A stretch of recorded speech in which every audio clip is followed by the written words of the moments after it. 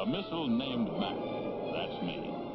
The telephone company has asked me to tell you what the people at Bell Telephone Laboratories and the Western Electric Company are doing for our government to guide ballistic missiles like me.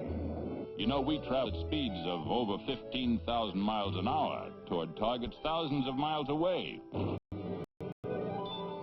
Of course, hitting the target has always been a problem for us missiles. Take my well, let's just call him my oldest ancestor, Rocky. Like all missiles, Rocky had to be aimed and controlled before being fired.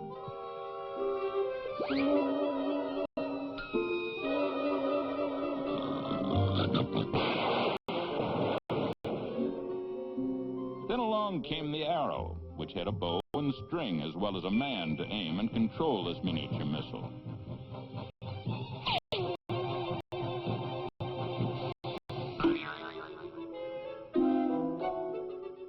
Later on, the rifle was developed to guide a bullet. The rifle barrel aimed and controlled the bullet as long as it was in the barrel. But once the bullet left the barrel, the little lead missile was completely on its own.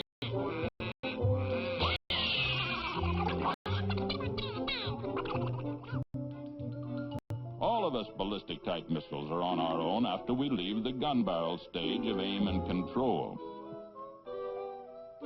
This rather primitive guidance system had to determine the distance and direction to the target and just how hard to propel the missile. My guidance system has a sort of brain, too. A computer on the ground and radar to keep track of me. This mechanical master of mathematics has to know the exact distance to a target that may be over 6,000 miles away.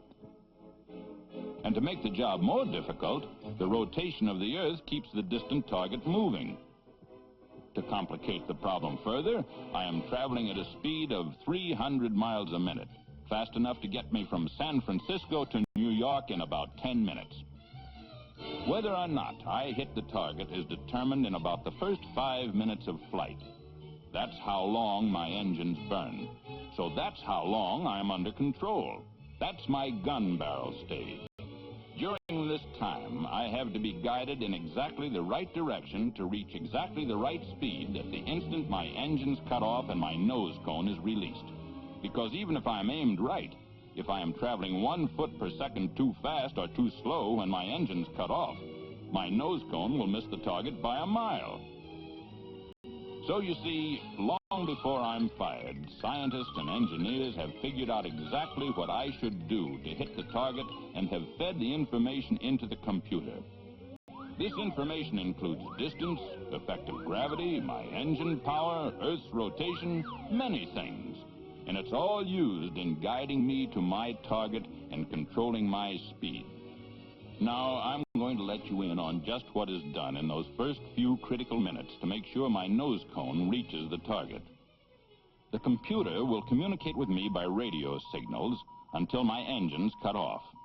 Okay, here we go. The computer plays out a series of directions which are radioed to me by a communication link in the radar. At the same time, I send back a radar signal to show just where I am. The part of the communication system I carry along with me might be compared to a robot, which takes action whenever the computer orders a slight turn. The engines are mounted on swivels. When the order comes, they turn me and straighten me out. The engines act as a kind of rudder, steadying me and keeping me on the right path. But what happens if I should get a bit off course? Oh, you remember, I am sending back a steady signal showing just where I am. On the ground, my changing position is sent to the computer many times a second. Watch how the computer gets me back on course. The computer compares everything I do with everything I should be doing. As soon as it discovers the difference, it issues a correcting order. So we have continuous two-way communications many times a second. Orders from the computer are followed by the automatic pilot to keep me right on course. In about 5 minutes, I am aimed and going at just the right speed.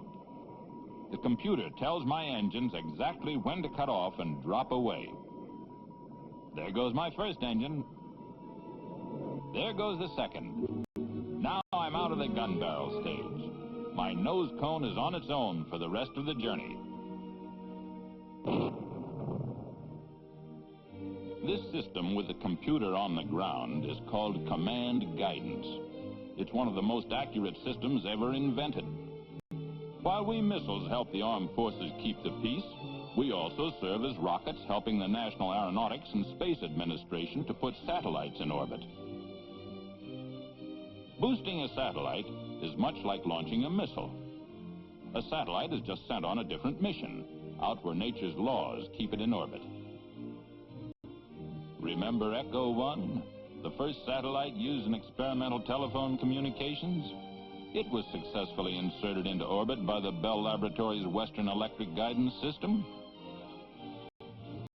So were Explorer 10 and 12, launched to measure magnetic fields and the flow of energetic particles in space. So was Tyros, which gathers and relays information about the path of hurricanes and violent storms. And the Bell Systems Telstar, the first active experimental communication satellite, was also put into orbit by the same precise guidance system that guides me. Communications can be many things. A long-distance call, the guidance of a missile, a phone call, or a television program being relayed from a satellite. Hey, there's the moon.